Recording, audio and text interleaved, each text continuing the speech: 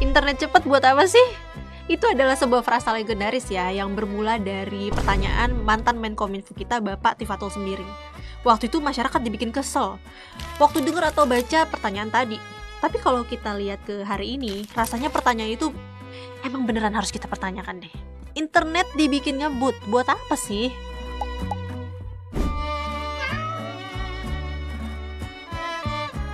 Dari data per 2024 yang lalu, kecepatan internet di Indonesia bisa mencapai median 56,43 Mbps. Angka ini sebenarnya udah naik 10 kali lipat ya sejak tahun 2014 atau 10 tahun yang lalu perangkat tersebut dikeluarkan. Karena pada tahun 2014 dulu, kecepatan download di Indonesia itu baru mencapai di angka 2,5 Mbps. Bayangin aja dengan kecepatan segitu buat download file berukuran 200 MB itu butuh waktu 100 detikan atau hampir 2 menit. Sejak tahun 2014 sendiri, internet di Indonesia mengalami peningkatan kecepatan dari waktu ke waktu. Seperti yang udah gue sebutin sebelumnya ya, pada tahun 2014, kecepatan rata-rata di Indonesia itu cuma 2,5 Mbps. Terus tahun 2015 naik tuh ke 3,0 Mbps. Pas 2016 naik lagi ke 5,9 Mbps. Tahun 2017 naik lagi ke 7,9 Mbps. Baru deh tuh di tahun 2018 internet Indonesia udah mulai masuk ke 2 digit, yaitu di 11,8 Mbps. Terus berturut-turut tuh dari 2019 sampai 2024 kenaikannya ada di angka 13, 17, 20,2, 22,5, 23,2 dan 25 Mbps. Ingat ya, ini angka rata-rata bukan angka median seperti yang gue sebutin di awal. Kelihatannya tiap tahun bagus-bagus aja ya. Kecepatan internet di negara kita tuh baik terus, tapi sebenarnya nggak juga. Karena berdasarkan data dari Speedtest Global Index, internet di Indonesia per tahun 2024 tuh buruk banget. Masih jauh dari negara-negara ASEAN lainnya.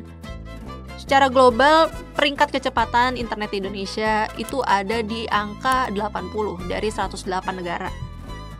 Di Brunei aja yang duduknya di peringkat 85, kecepatan fixed broadband-nya ada di angka segini. Bayangin sama kita. Dari perbandingan-perbandingan ini kita bisa lihat ya, kalau kecepatan internet di negara kita tuh kayak kurang-kurang banget. Tapi pertanyaannya, apakah benar-benar kita butuh internet secepat itu? Yuk kita telaah lagi ya. Menurut APJII, per 2024 pengguna internet di Indonesia itu udah mencapai 220 juta user. Tahu nggak angka ini sebesar apa? Ya kalau dibandingin dengan jumlah populasi penduduk Indonesia, per 2023 itu sebesar 278.696.200 jiwa. Berarti itu ada di 79,3%-nya. Kalau kita lihat dari sumber data lain dari Goodstat, menunjukkan bahwa tiap tahun tuh pengguna internet kita atau netizen kita ya selalu mengalami kenaikan. Artinya semakin hari warganet kita tuh makin banyak. Tapi dengan angka sebanyak itu, orang-orang pakai internet tuh paling banyak adalah buat akses informasi.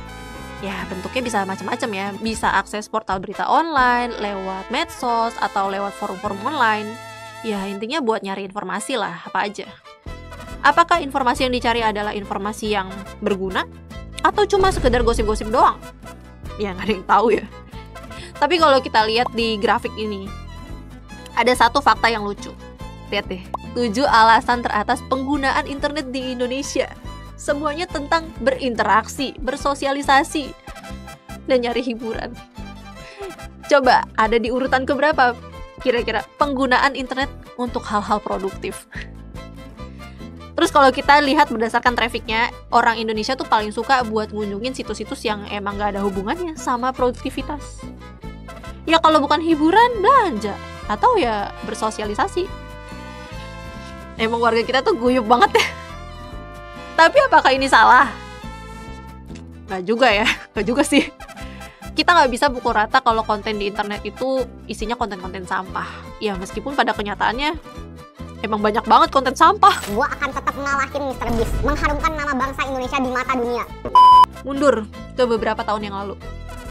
Di platform YouTube tuh sempet rame konten-konten prank settingan, konten bagi-bagi makanan.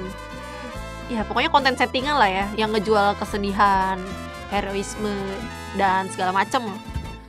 Bahkan di luar, bahkan yang di luar nalar pun ada. Nih, sampai kayak gini nih. Terus kalian masih ingat gak sih dengan fenomena yang ini nih?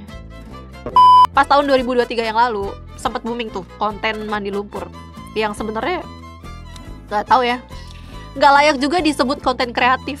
Ini tuh lebih ke pengemis yang beradaptasi dengan zaman aja. Nah, mungkin kalau kalian masih sering main Facebook ya, mungkin kalian udah familiar sama fenomena Facebook gila, alias konten-konten yang nggak masuk akal dari pengguna Facebook Pro.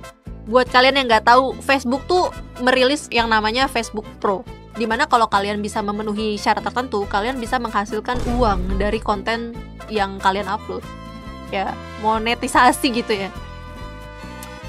Udah negara miskin, penduduk kurang berpendidikan, dijanjin penghasilan tambahan yang minim effort. Ya, udah tahu dong hasilnya bakal kayak gimana.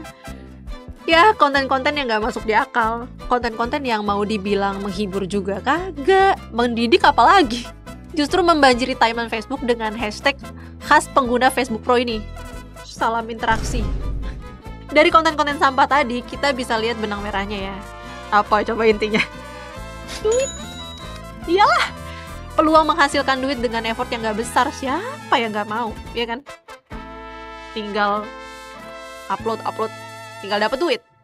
Tinggal cari aja tuh teman, saudara, siapa kek yang didandanin jadi pengemis, udah.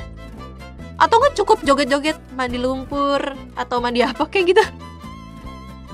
Atau cukup jadi konten kreator deh. Konten kreator yang reaction itu tuh, yang nyolong konten orang lain, terus nambahin reaksi-reaksi palsu yang nggak menarik-narik amat. Atau ya udah Facebook Pro aja. Dengan pemahaman masyarakat dengan menggunakan internet yang mentok dengan cara-cara kayak gini. Mubazir guys, rasanya kalau internet kita dibikin ngebut kayak Korsel. Nah, kita balik lagi ya ke pertanyaan awal. Internet cepet buat apa sih emangnya? Kalau dipakainya buat baca webtoon, lihat orang bodoh main lumpur, streaming pekop, atau main judi online, mending internetnya balik ke zaman Telkomnet instan. Kalau kita ngomongin internet yang kenceng dan super ngebut, sebenarnya implementasinya nggak cuma mentok di browser atau di aplikasi HP aja ya. Yang perlu kita ketahui tentang internet ngebut adalah minimnya latency pada jaringan internet. Yang artinya transfer data antar satu klien ke klien yang lain itu bakal sangat cepat ya. Bahkan dalam 1 milidetik. Nah, dengan kecepatan kayak gini, kita harusnya udah nggak ngomongin soal seberapa cepet lo bisa streaming Netflix dengan kualitas 4K. Ya, taruhlah cepet, tapi emang TV lo support 4K? Kita harusnya udah ngomong soal implementasi di berbagai sektor, guys. Lo pasti sering dengar IoT kan? Nah, coba bayangin di sebuah perempatan yang kalau di jam-jam tertentu tuh macetnya kayak akan tahu. Bayangin kalau lampu lalu lintas kayak gitu bisa ngatur durasi lampu merah ya, dan lampu hijaunya tuh tergantung seberapa padat jalanan pada saat itu. Nah, buat lampu lalu lintas kayak gitu bisa bikin keputusan apakah lampu merahnya harus cepat atau enggak, itu diperlukan sebuah data kan, yang mana pemrosesan data tersebut tuh tentu aja butuh yang namanya internet, ya kan? Atau coba bayangin deh, kamera CCTV itu dipasang di area-area vital kayak bank, rumah sakit, stasiun kereta, atau sejenisnya tempat publik gitu ya, dimana kamera tersebut tuh bisa terkoneksi dengan sistem keamanan agar ketika terjadi hal-hal yang nggak diinginkan kayak kebakaran misalnya, itu bisa dengan cepat tuh menghubungi petugas pemadam kebakaran. Dan masih banyak lagi ya implementasi produktif yang bisa dilakukan dengan internet yang super cepat ini. Hal-hal ini tentu aja nggak bisa tercapai ya kalau masyarakatnya masih terpaku dengan penggunaan internet yang kontraproduktif. Bayangin aja dengan internet kita sekarang, orang-orang masih aja punya banyak alasan buat ngandelin meeting offline yang sebenarnya bisa selesai dengan meeting online. Belum lagi pemerintahnya boro-boro bikin sistem keamanan CCTV kayak tadi tuh yang gue contohin. Sistem perlindungan data pribadi aja masih bapuk. Makanya kita sekarang bertanya deh sekali lagi, internet cepet buat apa sih?